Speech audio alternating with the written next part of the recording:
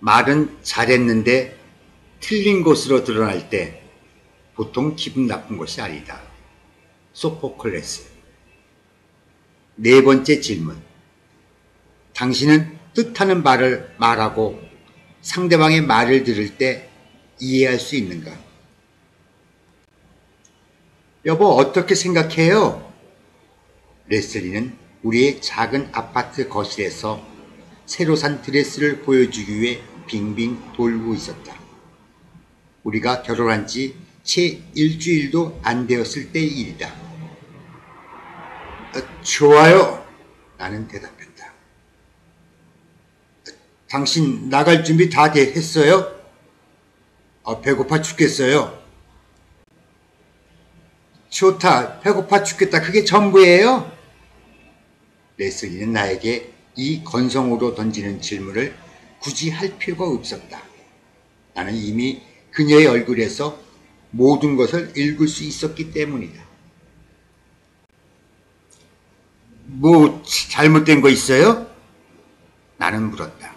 나의 예민한 판단력이 막 살아나고 있었다. 아니요. 자, 그럼 갑시다. 기다려요. 옷 갈아입을 테니까. 레슬리가 말했다. 왜 그래요? 당신 괜찮은데? 5분 후 나는 침실에서 우는 소리를 들을 수 있었다. 그거 참 이상하다 하고 나는 생각했다. 나는 방으로 가서 문을 열었다. 불은 꺼져 있었다. 레슬리는 침대 모퉁이에 웅크리고 앉아서 울고 있었다. 무슨 일이에요? 나는 소리를 질렀다. 아무 일도 아니에요. 당신 괜찮아요? 네. 근데 왜 울고 있어요? 아무런 반응이 없었다. 침묵이 흐르는 가운데 우리는 지금 일어난 일에 대해 도대체 뭐가 뭔지 몰라 의아해하고 있었다. 나는 당황했다. 레슬리는 상처를 받았다. 그러나 왜 무엇 때문인가? 우리의 결혼 첫 주에 있었던 이 조그만 사건은 우리가 같은 언어를 사용하지 않고 있다는 신호였다. 아니면 우리는 적어도 같은 언어를 사용하지 않는 것처럼 보였다.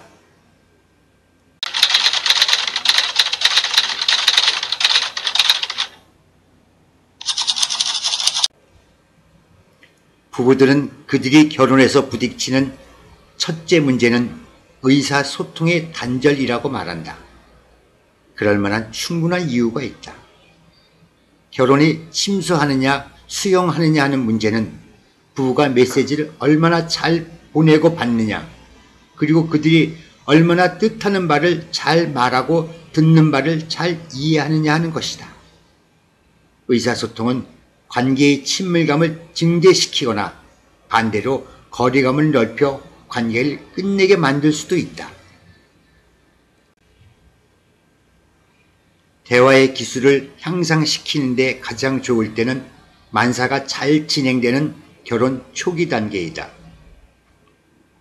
약혼한 커플과 결혼한 지 6년 된 부부를 대상으로 얼마나 의사소통을 잘 하는가 하는 주제를 가지고 비교 조사한 결과 일찍 대화의 기술을 배울수록 결혼의 성공 가능성은 커진다는 사실을 보여주고 있다.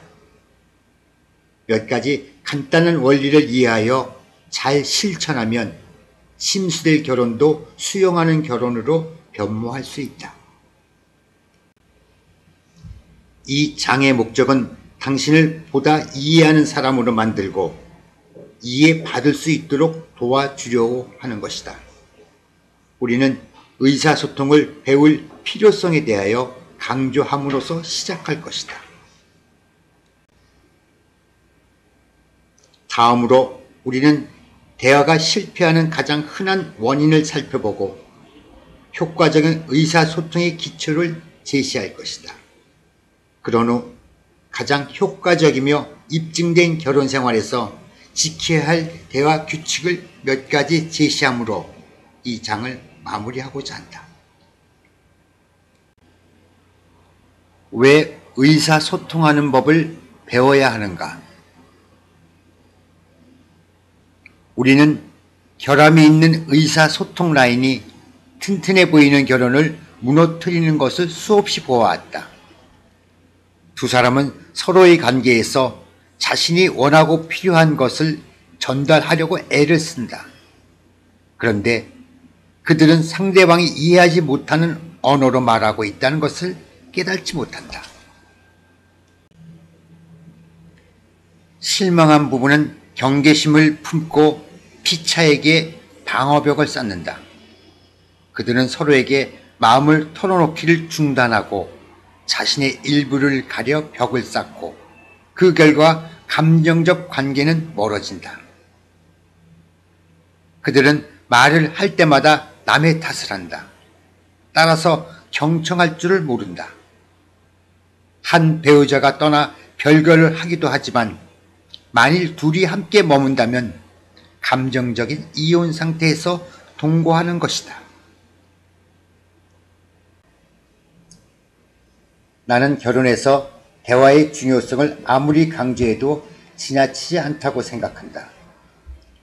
최근 여론조사에서 의사소통이 부족하다고 응답한 사람들 56%에 비해 배우자의 의사소통이 탁월하다고 평가한 부부들은 거의 97%가 행복한 결혼을 하고 있는 것으로 나타났다. 여론조사는 다음과 같은 결론을 내리고 있다. 결혼이 점점 더 깨지기 쉬운 시대에 부부의 의사소통 능력은 안정되고 만족스러운 결혼의 가장 중요한 기여자가 되고 있다. 의사소통, 즉 대화는 결혼의 혈관과도 같다. 대화에 어려움을 겪는다는 것은 만족스러운 결혼과는 거리가 멀다.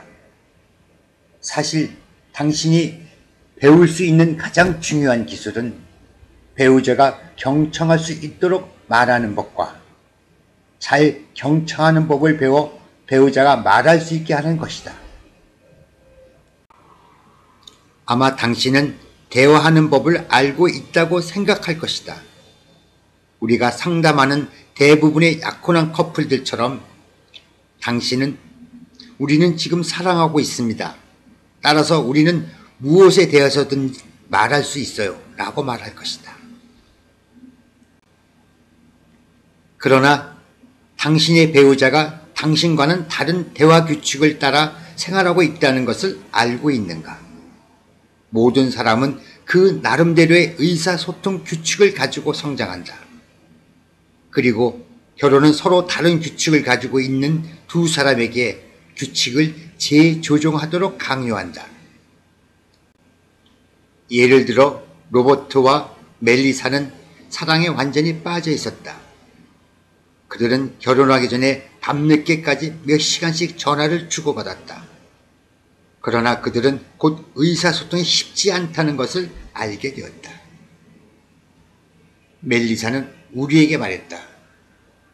로버트는 결혼하기 전에 우리 가족이 모인 자리에 왔는데 거의 말이 없었어요. 누가 이야기 중에 끼어들면 로버트는 입을 닫아버렸어요. 이해가 가지 않았어요. 미칠 것 같았고요. 이 집안의 문제를 이해하고 따라가는 데는 시간이 걸렸습니다. 로버트가 우리에게 말했다. 멜리사의 가족에게는 끼어드는 것이 참여의 신호였습니다. 경청하고 있다는 뜻이었는데 그것이 내게는 낯설었습니다. 우리 집에서는 먼저 말한 사람이 순서가 끝나기를 기다렸다가 반응하거든요. 멜리사는 우리 가족이 매우 지루하고 딱딱하다고 생각하는데 나는 잘 이해할 수가 없어요. 새로운 대화 규칙에 대하여 배우고 몇 가지 오래된 규칙을 조정한 다음에 멜리사는 말했다.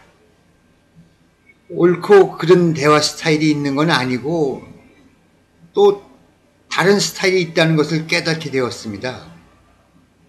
우리에게 큰 도움이 되었어요. 로버트와 멜리사는 결혼 초기에 문제가 일어나기도 전에 많은 잠재적인 문제를 해소할 수가 있었다. 당신도 그렇게 할 수가 있다. 다음으로 우리는 의사소통이 빗나가는 것이 얼마나 쉬운가를 살펴보고자 한다. 연습 문제 12. 당신은 의사소통을 얼마나 잘 하고 있는가?